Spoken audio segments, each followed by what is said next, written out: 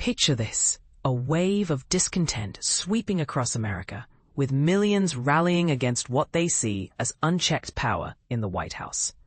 But this isn't just any protest.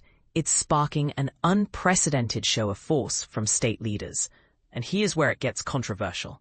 Are these gatherings a genuine outcry for freedom, or a veiled threat that justifies military intervention? Stick around as we dive into the details of the No Kings movement, where tempers are flaring and opinions are sharply divided. Across the United States, Republican governors in multiple states has put their National Guard troops on high alert in anticipation of a massive nationwide demonstration aimed at opposing former President Donald Trump and the policies associated with him. The folks behind the No Kings protests are gearing up for events at over 2,500 venues nationwide, promising a significant show of opposition. On one side, supporters of Trump have pointed fingers, claiming these protesters are in league with the far-left Antifa group, a charge that has fueled heated debates about the true motives and affiliations of the movement. In response to these plans, governors in states like Texas and Virginia have officially activated their National Guard units. For beginners trying to follow along, think of the National Guard as a reserve military force that can be called upon by state leaders during emergencies or large-scale events to maintain order and provide support. However, it's still uncertain how prominent this military presence will actually be on the ground. Will it be a subtle backdrop or a highly visible deterrent? Either way, it raises questions about balancing security with the right to peaceful assembly. The organizers paint a picture of their cause as a stand against what they describe as authoritarian tendencies. They point to a previous No Kings event in June, which they claim drew over 5 million participants into the streets to voice their disapproval of Trump's political stance. On their website, they make a bold statement. The president believes his authority is beyond question, but in America, there's no room for kings, and they won't yield to disorder, graft, or harshness.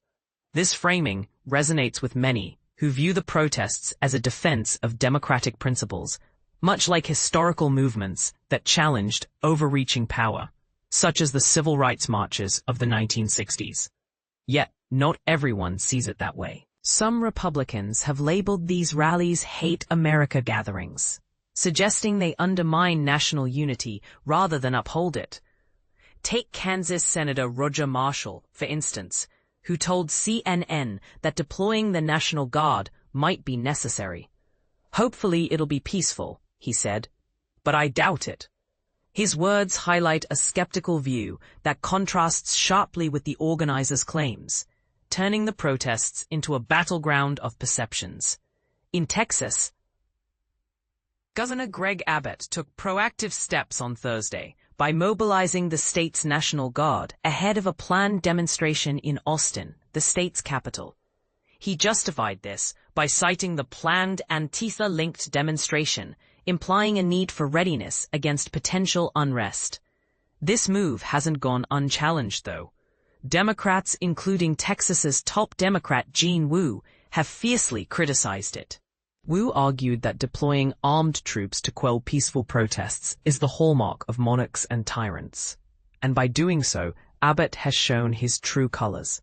It's a stinging accusation that flips the script, portraying the governor as the authoritarian figure rather than the protector.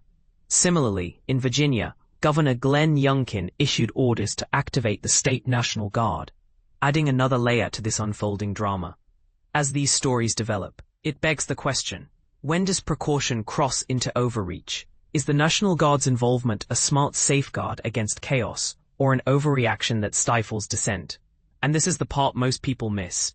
Beneath the surface, these protests touch on deeper divides in American society, from trust in leadership to the role of military in civilian affairs. Some might even argue that accusing protesters of being Antifa sympathizers is a convenient way to discredit them, much like how movements throughout history have been labeled as threats to downplay their grievances. What do you think? Does this mobilization protect democracy, or does it echo the very authoritarianism the protesters decry? Share your thoughts in the comments. Are these governors acting responsibly? Or are they wielding power like modern-day kings? Let's discuss. Agree or disagree? Your perspective matters.